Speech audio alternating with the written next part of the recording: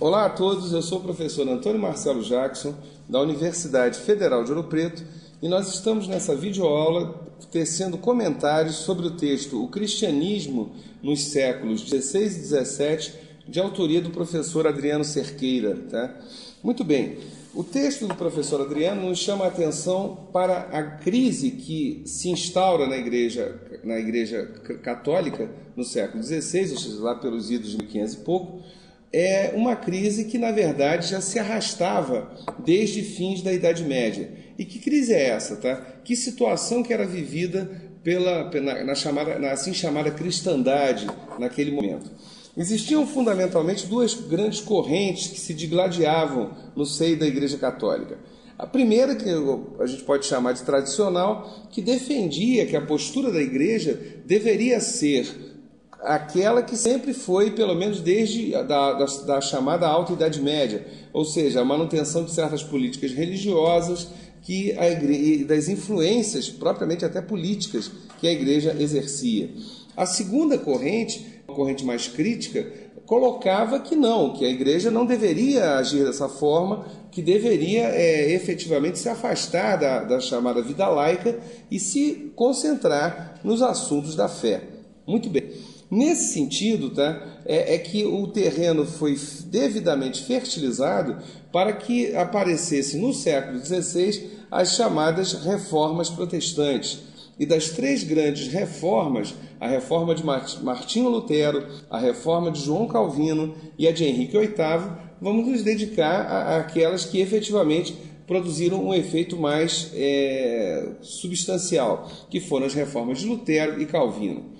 Especificamente a reforma de Lutero, tá? Ela apresenta que características? Tá? Lutero era um padre agostiniano, ou seja, seguidor das ideias de Santo Agostinho, e por conseguinte, tá? Se ele era um seguidor de Santo Agostinho, ele levava muito a sério um dos princípios fundamentais do pensamento agostiniano, a saber de que o homem é falho. Tá? Ora, se há uma falibilidade humana, se o homem ele é um ser que ele comete erros, tá? Então qual é a crítica que Lutero faz? Qualquer argumento, qualquer opinião emitida por pessoas, por seres humanos, essa opinião ela será, na melhor das hipóteses, imperfeita. Tá? Ou seja, se tudo der certo, vai dar errado. Não tem como, porque o ser humano não é um ser perfeito. O ser humano, de acordo com o pensamento de Santo Agostinho, é um filósofo medieval, ainda lá da primeira fase da Idade Média, o ser humano, ele carrega, a partir do momento que ele foi expulso do paraíso, ele carrega como pecado original a sua falibilidade. Tá? Ora, e aí voltando lá para Martinho Lutero, Lutero levando a sério, então, esse que é um dos pilares do pensamento agostiniano, ele vai pensar o seguinte: se o homem é falho, então como as ideias produzidas pela Igreja são corretas? Tá? Elas também podem ser falhas. Não há dúvida, tá, de que de tudo aquilo que a cristandade lhe dava, apenas uma única coisa poderia ser considerada como verdadeira, que era o conjunto dos textos sagrados, a assim chamada Bíblia. Tá? Agora, tirando a Bíblia, nada mais poderia ser levado a ferro e fogo. E particularmente nesse sentido, uma das coisas que mais desagradava a Martinho Lutero era a chamada venda de indulgências. Assim, em 1517 ele vai pregar na catedral da sua cidade as chamadas 95 teses, onde ele criticava a postura da Igreja. Ele está partindo do princípio de que essa Igreja ela é humana. A fé, a divindade, obviamente não, tá? Mas a Igreja em si, ela é uma instituição humana. Daí, então, ela não poder ser levada tão a ferro e fogo como se desejava a corrente mais tradicional da Igreja Católica. Tá? Ora, nesse sentido, o que acaba acontecendo?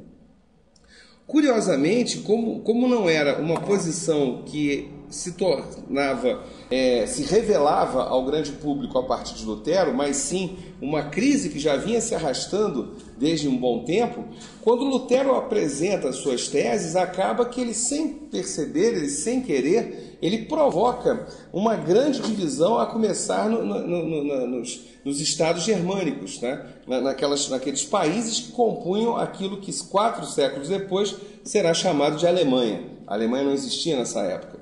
Bom, no momento que isso acontece, há uma verdadeira divisão entre os principados e os reinos, ficando uma parte do lado de Lutero e outra parte fiel à Igreja Católica. Essa crise, uma nova crise, agora uma crise política que se gera a partir da proposta luterana, vai produzir aquilo que ficou conhecido como a Guerra dos 30 Anos, né?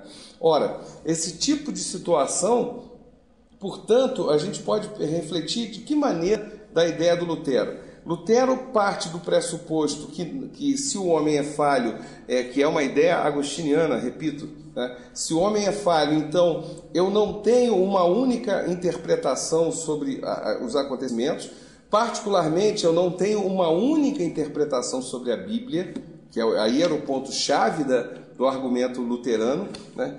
E se eu não tenho uma única interpretação sobre a Bíblia, então eu posso lê-la conforme pontos de vista que eu tenha, né? E tanto que uma das primeiras medidas que Lutero faz é traduzir a Bíblia do latim para as línguas germânicas, para fazer com que o povo comum pudesse ter acesso aos textos sagrados e pudesse também interpretá-los.